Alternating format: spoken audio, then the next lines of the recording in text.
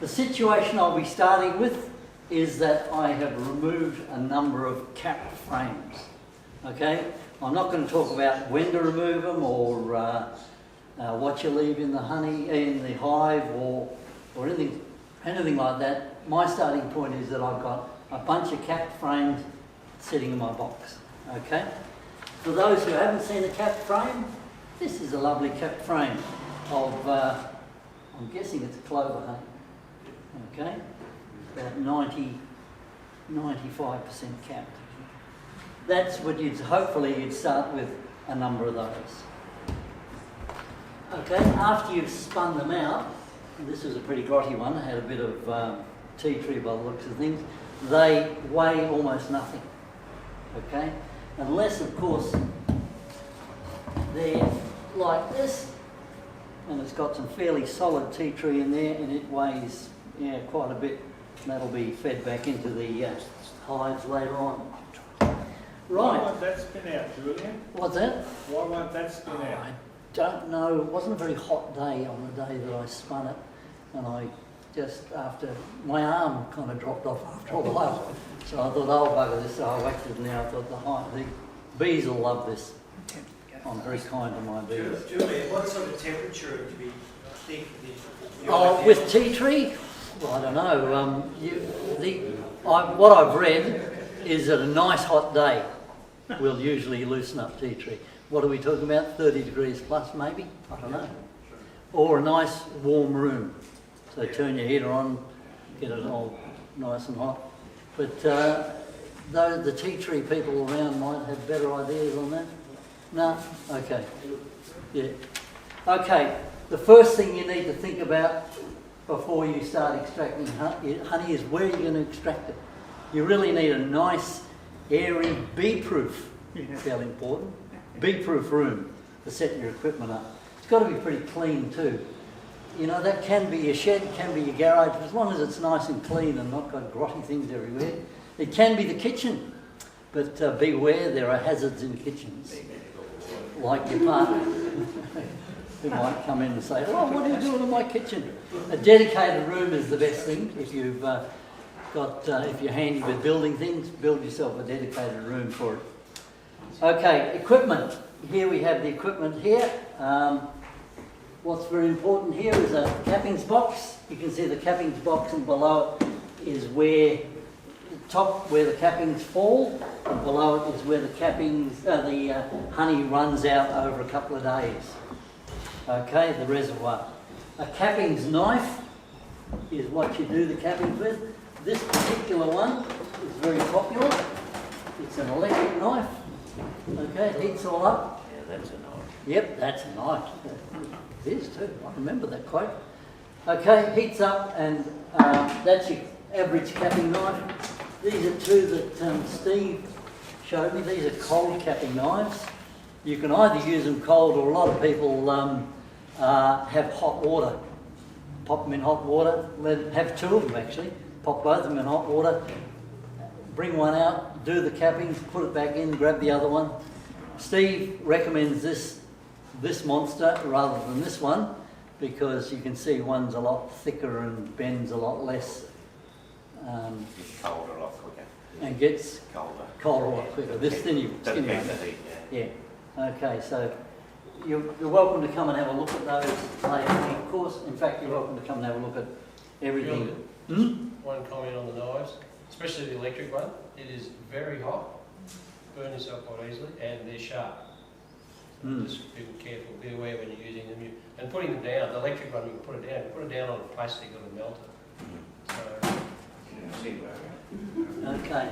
I'll mention something about that in a moment, actually. oh, sorry. That's okay. No, you did right. A capping scoring knife, and I'll tell you about that in a moment. Okay, it's for scoring bits you can't get to with the knife. A frame spinner. Here we are. We have them. They come in 2s, and this is a 3 or 4s, and the biggest ones are up around the 20 mark, or maybe even more. They do come in electrical, so you don't have to do all that exercise, although exercise is good for you, you know that. A strainer. this is a strainer, a very, very useful piece of equipment. You can use a kitchen strainer if you like, but these are really, really good. They've got a very fine mesh on the bottom, and this top part, which comes out, is a lot coarser mesh, and it does take a lot of the little bits of wax and bits of bee and bits of this and that out of the honey. And one thing that's not here, but I find really handy, is a bowl scraper. You know the plastic bowl scrapers? They're very useful for when you're finally getting the last bits and pieces out of here. You can scrape around and, you know, there's a couple of jars worth of scraping off the side there. A container, this is what Dave was mentioning, a container in which to rest this knife. So a little tin bucket or something, you can have that on the side so that when you fire up your knife, you sit it in the bucket. Okay, away from all the plastics, away from anything that will melt. Okay. As well, you need a couple of clean buckets. One bucket in particular should be half full of water. Okay, and put a little nice clean cloth in that, and that's, as you're going along, you'll find your hands, especially using this knife, your hands get very sticky with the honey, and this gets very sticky. So after capping a couple of frames, you want to go and wash your hands quickly and wipe this down, and away you go again. Julian, should that be, you're talking about hot water or cold water? No, cold water. Yeah. Yeah, just, you can have hot water, I suppose, but cold water washes honey off just as easily and wipes it off. So regular wiping is really good value. So that bucket of clean water, and I learnt that trick from David Walker here, is terrific. It really is good for wiping sticky things down. And if you're doing it in the garage, a little bucket of sand is really good value for when that inevitable spill of a bit of honey comes along. You just chuck a bit of sand on it and it's out of the way for the moment, instead of you sort of going as you walk along and it's stuck to the bottom of your feet. And half a brick. You need half a brick. And I'll tell you about that one in a moment. Very important, that half brick. Can be a full brick. Okay, all right, we've got all your equipment set up. To prepare for, decap my frames and get the honey out, first things first, you plug your knife in. Okay, you plug your knife in, pop it in this bucket and wait for it to heat up. And while it's heating up, you make sure your bucket is full of, half full of water, and it's ready to be washed. Okay, and everything else is set to go. Okay, here we go. Get your cap frame. Here we go. We'll get my cap frame out.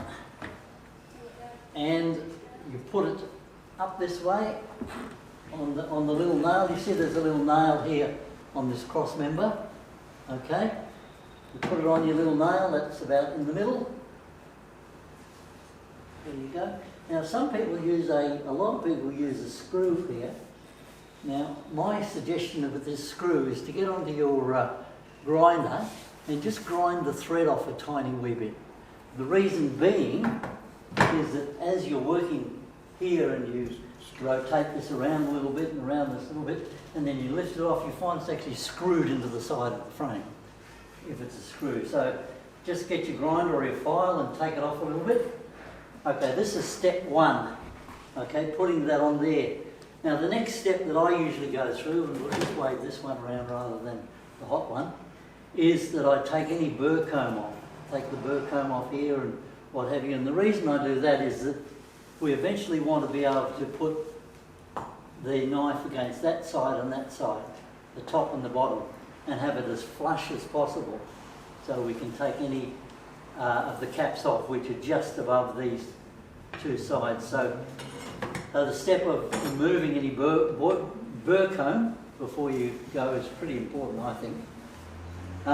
Next step is to take the caps off. Okay? Now to do that, you can take them any old way you like, but the recommended way is to tilt slightly towards the tub and get your knife there, and up you go, and you do a slight sawing action like this as you go up, and the nice hot knife will just peel the caps off over the top of the knife and pop them into the tray down here. Okay, so it's just tilted slightly forward. Now, I've always found there's a bit of a problem sometimes with these, is that as you tilt, it pushes this along. So I reckon David and I were talking about it, we were going to put a screw or something in there to stop that sliding up and down. Okay, but I find what I end up doing is tilting it this way so it pushes against the side rather than... So here we go up there and we get to the top and we find that there's a few little divots and dips that have been missed out. Now you can do either just nick them a bit with the edge of the knife, or you can grab your fork and scratch them a little bit. I would suggest that you don't scratch too much, because it is damaging the little cells a bit, and the more damage you get to the cells, the less the honey flows really well. Yes? So I've heard. What do you think of that? Well, Anybody used it? yeah, this gentleman, who was talking about it? Yeah, this gentleman was... I've got a hot knife, I'll try that round thing. Yeah, the first couple were up, but as you went down, this basically started just ripping all the coming apart. Everything was just sticking to it. So, I wouldn't.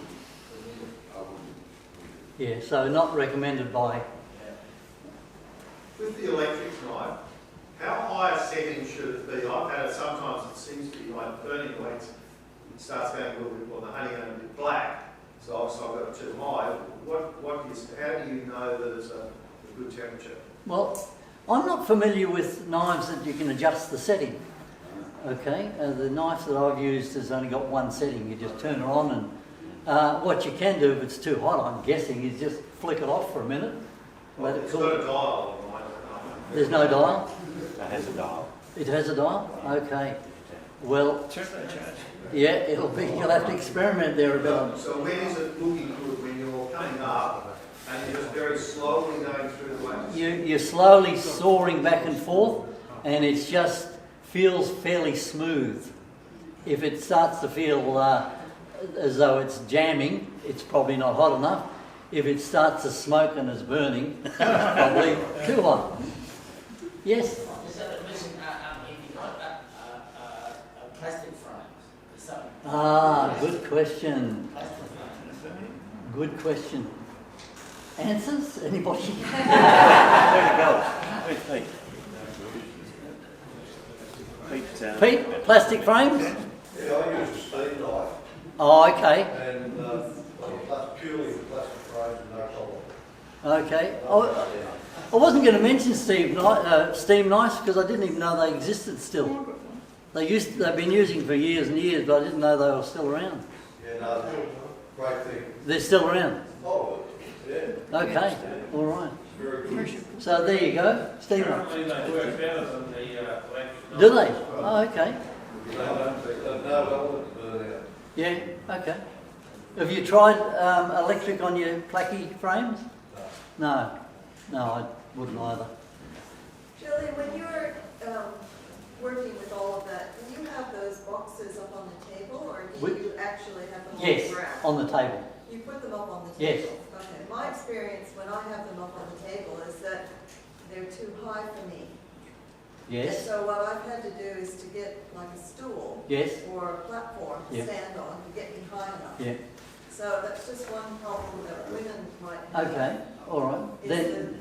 the particular setup Yeah. has you trying to do this, which is not. Yeah, okay, that's a good point actually. Well, my suggestion is either get a smaller table or get a stool. Julian, that knife has got a screw on the blade that I've got set to the right. Oh, okay, I didn't realise It's that. switched on indefinitely. There you go. It's a thermostat adjustment. Okay, I didn't realise that. Okay, yeah, Julian, I was going to say, we have a coffee table. Put us on a coffee table, old iron coffee table, that's exactly right. yeah. Okay. You'll get, I'm sure you'll work it out fairly simple. Table's great for me. In fact, sometimes a little low. Yeah. All right, as you do the uncapping, you'll see a lot of cappings come off, and you'll see a lot of honey run down. That honey just sits into here and runs into the reservoirs below, and will take up to 2 or 3 days, depending on the temperature, to really come down to the bottom. So basically at the end, all you do is cover it with a towel and leave it for a couple of days, make sure that it's covered up well so the bees don't... Take it all away again. Yeah, exactly. Okay. When you're satisfied that you've uncapped this side and it looks nice and glistening and shiny with honey, turn it around and repeat on the other side. When you've repeated on the other side, and I'll just get this empty one here, what you do is just take it over on its side and you slide it. There we go. That's, I don't know if you can see it up the back, but you can come and have a look later on. You just pop it into that, carefully slide it into your spinner here. A bit more carefully than that. Now, is there which way do you put your frame? Any way you like at the moment. Right, Okay. All right. So once you've done one frame, then you repeat with the next 2 frames. It's the 3-frame spinner.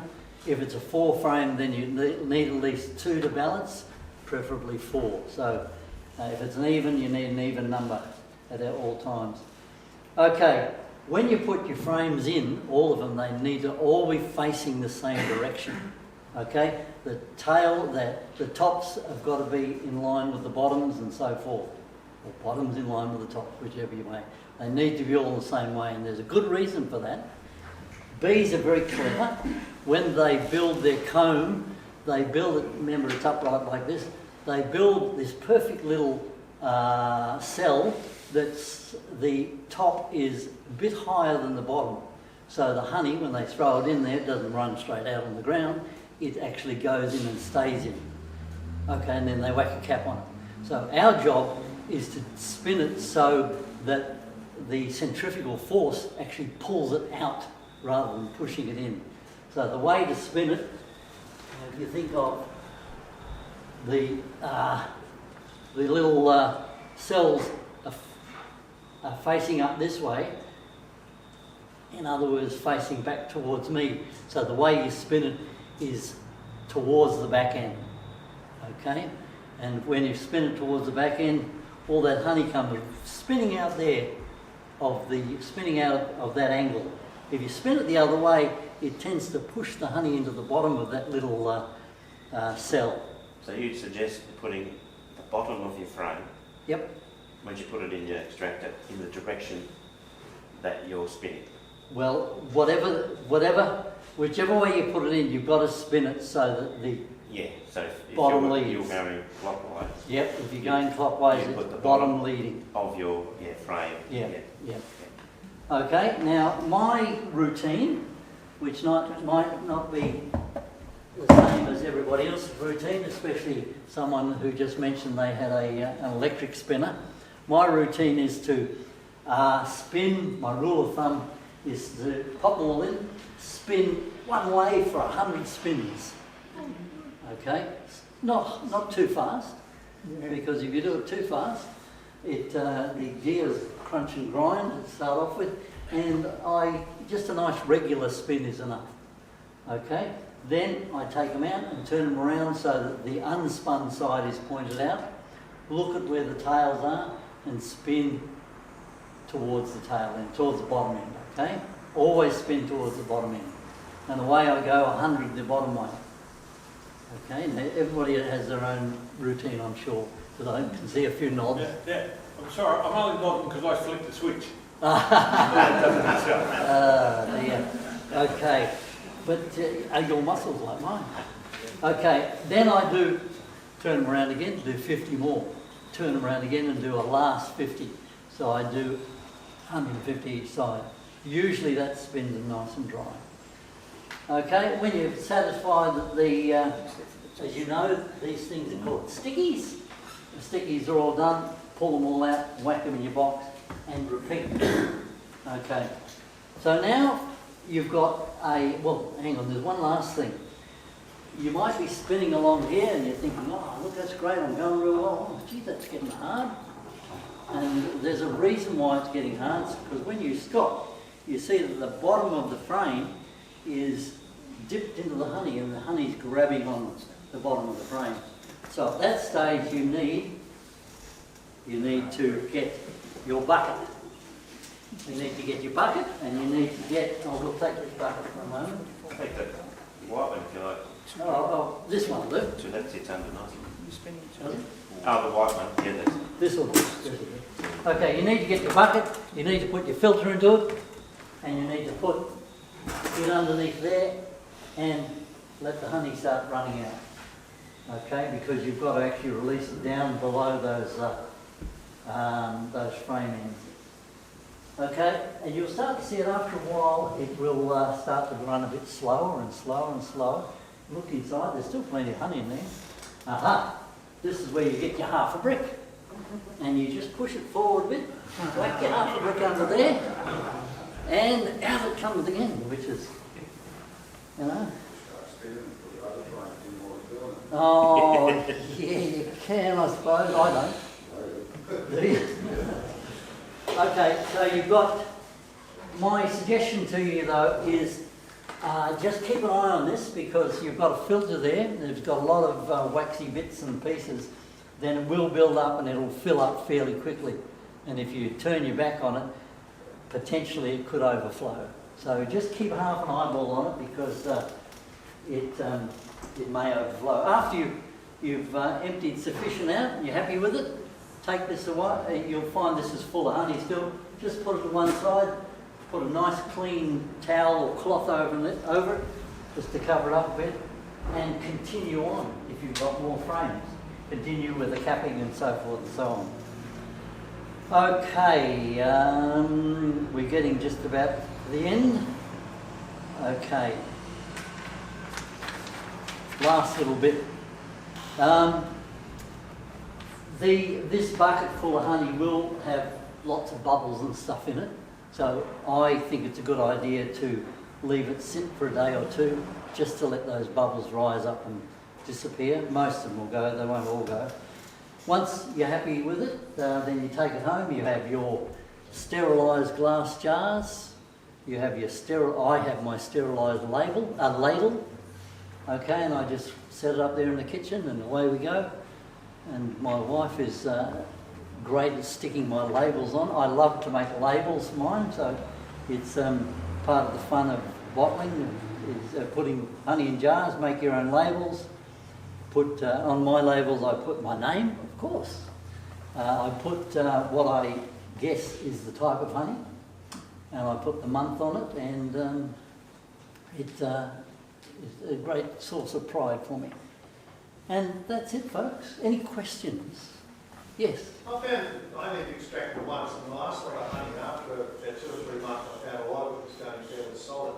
Yes? Now, Yes? some people's on a few things about warm it, put it in warm water. Yes? What I found, I'm checking, asking, is this okay? Yes? In the back of the car on a 30-odd degree day, I put them all in there, and 3 or 4 hours later, I went out and it was all back to All nice and liquid. So if that works and it doesn't destroy it, it seems to be... Yes, no, that works.